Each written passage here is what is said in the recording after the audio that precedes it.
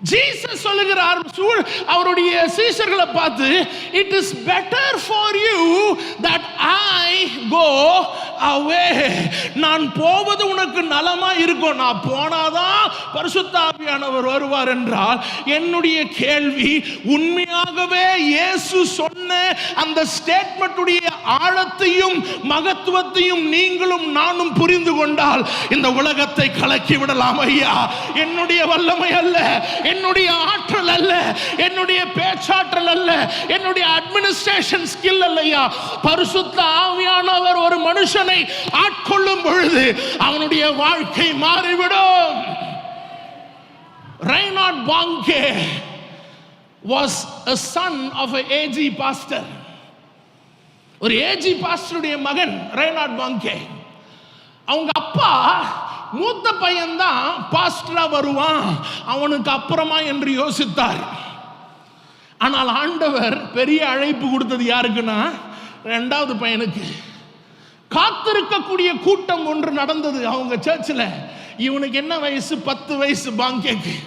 அப்ப 10 வயசு பாங்கே காத்திருப்பு கூட்டத்தில் அப்படியே ஜெபம் பண்ணி கொண்டிருக்கும் பொழுது ஆண்டவருடைய அபிஷேகம் அவனுக்குள் இறங்கியதப்பா. சின்ன பையன்குள்ள இறங்கிய தேவ அற்புதமாக அவனுக்கு ஒரு தரிசனத்தை கொடுத்தார். ஆப்பிரிக்காவை காண்பித்தார். அப்படியே ரத்தம் கழுவப்பட்ட ஒரு ஆப்பிரிக்காவை காண்பித்தார். ஒரு 10 வயசு பையனுக்கு ஆப்பிரிக்காவுடைய தரிசனத்தை கொடுத்து அதற்கேற்ற அபிஷேகத்தை கொடுத்து அவங்க சொந்த அப்பா, என்னுடைய இரண்டாவது மகன் பாஸ்டரா இருக்கிறதுக்கு தகுதி இல்ல, மூத்த மகனுக்கு தான் அட்மினிஸ்ட்ரேஷன் ஸ்கில் இருக்குதுன்னு யோசிச்சாரு. ஆனால் ஆண்டவர் எப்பொழுது ஒரு மனுஷனை ஆட்கொள்ளுகிறாரோ, சுத்திரம் இருப்பவர்கள் அவனுக்குள் இருக்கக்கூடிய கிருபையை பார்க்காவிட்டாலும் பரிசுத்த ஆவியானவர் வரும் பொழுது he is a transformed person. இன்று ஒரு ஆப்பிரிக்கா கண்டமே கருப்பர்கள் இருக்கக்கூடிய ஒரு ஊரு, பயங்கரமான பிசாசின் போராட்டங்கள் இருக்கக்கூடிய ஊரு, ஊடு மேஜிக் விச் கிராஃப்ட் என்று சொல்லும் பொழுது ஒரு 10 வயசு பையன் ஆண்டவர் அபிஷேகம் பண்ணினார். அந்த தேசத்துல அந்த கான்டினென்ட்டையே கலக்குவதற்கு they say in his lifetime 80 crore people came to know Jesus. 80 கோடி மக்கள் கர்த்தரை அறியும்படி ஒரு 10 வயசு வாலிபனை தேவனுடைய அபிஷேகம் ஆட்கொண்டதையா. nothing else. அதான் ஜீசஸ் சொல்றாரு, நான் போவது உனக்கு நல்லது. அந்த ஸ்டேட்மெண்ட்டை புரிந்து கொள்ளுங்கள். இங்கே போகும்போது என்னுடைய வாஞ்ச, ஆண்டவரே பரிசுத்த ஆவியானவருடைய நிறைவிலே நான் போக வேண்டும்.